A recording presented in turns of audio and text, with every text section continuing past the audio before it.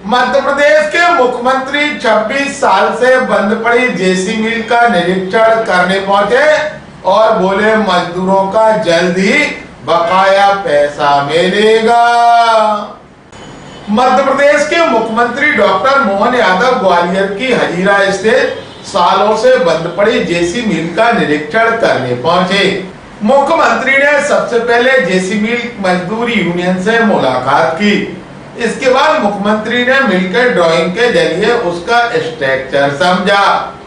Gwalior collector Ruchika Chauhan ने बंद पड़ चुकी जेसी मिल की देनदारी के साथ ही खाली पड़ी हुई जमीन की नीलामी के बारे में जानकारी दी। मुख्यमंत्री के जेसी मिल में पहुंचने पर बकाया भुगतान का इंतजार कर रहे मजदूरों के चेहरों पर खुशी आई और वह कहते नजर आए कि वह पहले ऐसे मुख्यमंत्री हैं जिन्होंने मिल की शोध ली और मजदूरों के बकाए पैसे के बारे में सोचा। मुख्यमंत्री डॉक्टर मोहन यादव ने निरीक्षण और मजदूर यूनियन से चर्चा के बाद मीडिया को ब्रीफ करते हुए कहा कि देश के प्रधानमंत्री नरेंद्र मोदी ने 4 पिलर बताए।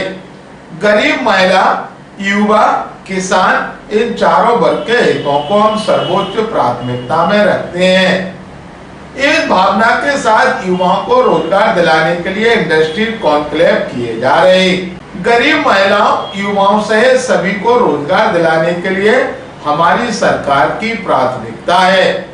हमारी यह भी प्राथमिकता है कि जो पुरानी इंडस्ट्रीज हैं, जो किसी न किसी कारण से बंद हो गई, उनके भुगतान से संबंधित मजदूरों के प्रकरण कोर्ट में चल रहे हैं। ऐसे में उन सभी मजदूरों के भुगतान के लिए सरकार लेवल पर निर्णय किया है कि उन्हें इस तरह रास्ते में अकेला नहीं छोड़ा जा सकता है। मुख्यमंत्री ने यह भी कहा है कि बहुत से मजदूर ऐसे हैं जो अब इस दुनिया में नहीं रहे।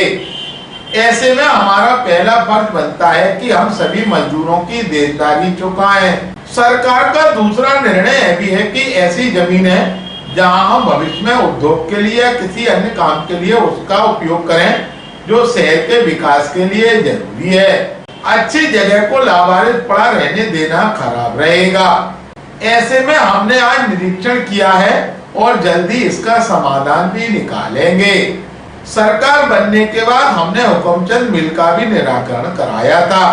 इस तरह से जेसी मिल का भी निर्णय करेंगे। आने वाले दिनों में अन्य मिलों का भी इस तरह भुगतान किया जाएगा। हम न्यायालय के सामने मजबूती से अपना पक्ष रखेंगे। जहां फाइनेंस से जुड़ी हुई दिक्कत है उसको लेकर बैंकों से भी बात की जाएगी ताकि मजदूरों के हित में निर्णय आ सके। आपको बता दें कि हाल ही में हुई ग्वालियर रीजनल इंडस्ट्रियल कॉन्क्लेव में करोड़ों के निवेश प्रस्ताव मिले। यही वजह है कि मुख्यमंत्री डॉक्टर मोहन यादव ने आज निरीक्षण के बाद IT सेक्टर से जुड़ा बड़ा निवेश इस बंद पड़ी हुई जेसी मिल में लाने की बात कही है।